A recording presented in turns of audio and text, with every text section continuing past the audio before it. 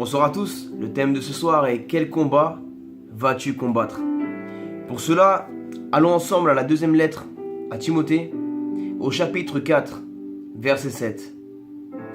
J'ai combattu le bon combat, j'ai achevé la course, j'ai gardé la foi. Désormais la couronne de justice m'est réservée. Le Seigneur, le juste juge, me la donnera dans ce jour-là. Et non seulement à moi, mais encore à tous ceux qui auront aimé son avènement. Amen.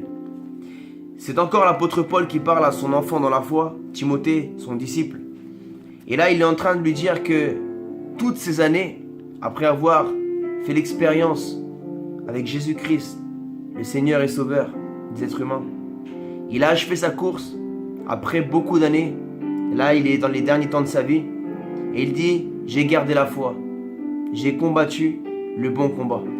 Si l'apôtre Paul nous dit qu'il a combattu le bon combat, c'est qu'il y a également un mauvais combat à combattre.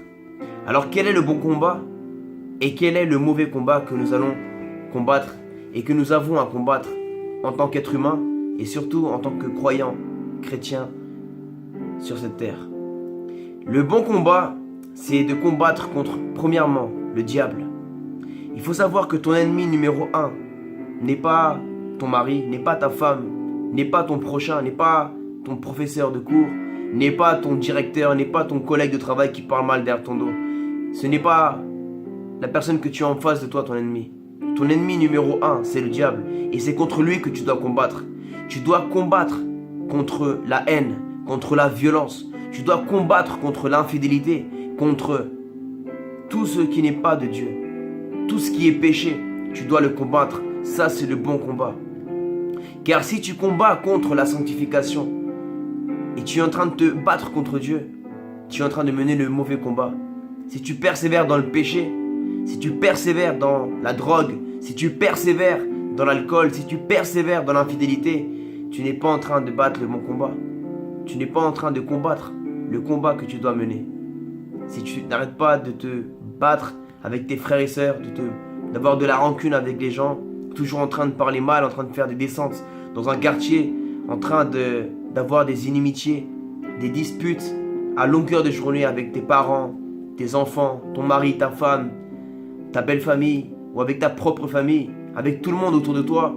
Tu es une femme à problème, tu es un homme à problème. Sache que tu n'es pas en train de mener le bon combat, ma soeur.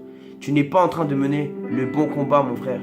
Et le message de ce soir, c'est justement pour que tu puisses réagir et ouvrir les yeux. Le bon combat, il est à mener contre soi-même, contre la chair, contre les désirs charnels que nous avons en tant qu'être humain.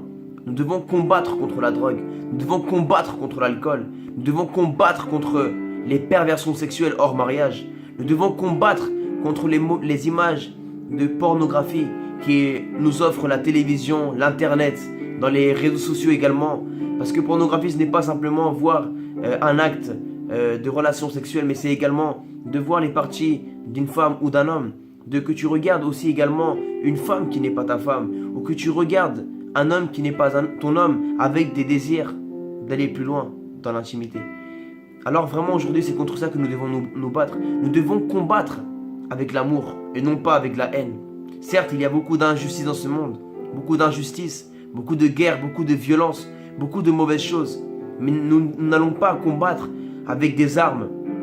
Parce que de toute façon, même si dans les deux cas, un pays vient abattre un autre pays, même si un quartier vient abattre un autre quartier, le gagnant, ce n'est pas celui qui a gagné physiquement. Le gagnant, ce sera toujours le diable. Mais si nous nous humilions, si nous décidons de nous repentir de nos péchés et de nous faire violence à nous-mêmes spirituellement, faire le combat contre le péché, contre les désirs charnels, en soumettant notre corps au jeûne, à la prière, à la lecture de la parole de Dieu, à l'évangélisation, prêche la parole, gagne des âmes. Ça, c'est combattre le bon combat. Obéis à tes parents. Combat contre ton orgueil. Combat contre la désobéissance. Obéis les autorités physiques et spirituelles. Obéis la police. Obéis les pasteurs qui sont en accord avec la parole de Dieu. Obéis surtout ton père et ta mère. Honore tes parents. Honore les personnes qui sont proches de toi et honore ceux qui ont fait des choses pour toi également dans la vie. Apprenons à être reconnaissants avec les personnes, frères et sœurs. Il est très important que nous puissions combattre le bon combat et non pas combattre le mauvais combat. Je sais qu'aujourd'hui, dans cette société, on aimerait tellement se révolter et je ne sais pas actuellement ce que tu es en train de vivre. Si toi, tu en veux à quelqu'un, sache que ce n'est pas le bon combat.